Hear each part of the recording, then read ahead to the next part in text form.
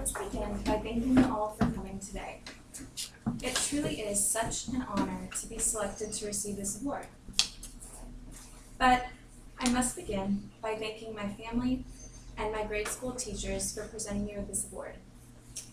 You know, I always knew that I had the potential for greatness, but I never realized that I could be recognized for my talents with such a great honor.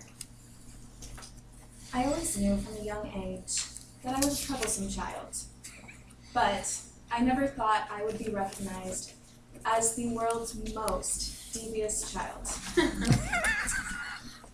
I think my parents first began to recognize my talents around the age of 2.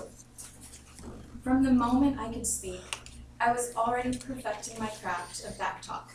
By the age of 3, though, I had really perfected my skills at defying my parents and my grandparents. For instance, at this age, I lived with my grandparents, and one day, my grandpa told me that if I wanted to play with our hose, I had to keep it on our front lawn. Now, most kids would probably agree and just do what their grandpa told them. Not me. I turned the hose up all the way, carried it into our house, and left it in our kitchen, because I thought I had showed him, so. But there's more. One story my mom reminded me of was that when I was young, I had this, for whatever reason, this love for keys, usually when they were in my mouth, but I had other hobbies involving keys as well. I thought it was especially fun to stick them in our outlets. And my mom repeatedly told me, like, don't do that, that's too dangerous. But every time she would turn around to walk away, I would keep doing it and kind of laugh to myself because I thought I was being funny. And I liked the pretty sparks that came out the outlet. So at this age, I also received the nickname Wrecking Ball Rebekah. And this was because I was especially accident prone, and I tended to break people's things. I specifically remember going into my grandparents' room and knocking over my grandma's antique perfume bottles off of her dresser, and several of them shattered all over the floor. But everyone just brushed these off as accidents, though I'm not really so sure. I think I was most defiant, though, when someone would tell me either to do something or not to do something. For instance, one day my mom told me that I absolutely had to pick everything up off my floor so that it was spotless. Of course, this was my worst nightmare because I was a perpetually messy child. My room was always a disaster. So this was my worst nightmare. But I agreed, though I decided that I was going to do things my own way. So 30 minutes later, I told my mom to come look at the progress that I'd made, and that my floor was spotless like she told me. So she walked in and saw that I had taken everything off my floor and thumbtacked everything to my walls, leaving hundreds, I'm talking maybe like 200 thumbtack holes in my walls, and my parents spent months refilling them all. There's still some left in our old house, so yeah. So you're probably wondering, did this child get away with all this?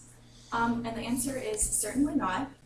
My parents were constantly trying to punish me for these things. I spent countless days being grounded, got more spankings than I can even count, but I was not so, I didn't comply so easily or give in to my parents' punishment. I still wanted to show my defiance, so anytime my dad would go to spank me or something, I would start laughing and turn around and tell him, I would turn around, raise my eyebrows, and tell him, I would say something like, that didn't even hurt. I'd raise my eyebrows and roll my eyes, which only infuriated him even more and led to more spankings. But I got to keep my pride, so that was all that mattered. So by the time I reached middle school, though, I was still a little bit of a rebellious child, but I kind of channeled this in different ways. I thought practical jokes were like the greatest things, so I would prank call finance companies. Some people said it was harassing. I just thought it was funny. I may have gotten the cops, or been threatened to get the cops called on me and my friends on several occasions, but we didn't take them seriously. Me and my friends would pretend to be people's secret admirers. We made fake Facebook accounts where we would pose as elderly women in order to find out our classmates' secrets. Everyone trusts a little old lady.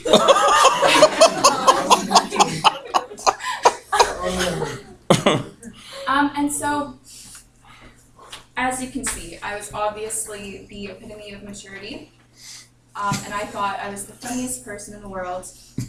So this continued for a short period into high school, but eventually I did, unfortunately, outgrow these habits.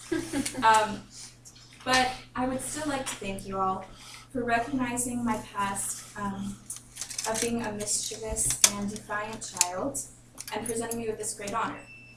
And although I outgrew my childish defiance and mischief, I do still believe that I deserve this award because I didn't earn the name Queen of Eye Rolling for nothing. So to close, I hope that I can inspire children all around the world to challenge authority. And if I can give you one piece of advice, it's this. The next time your parents tell you, don't stick keys in the outlet because it's too dangerous, just ask yourself, what's the worst that could happen? And do it anyways. Thank you.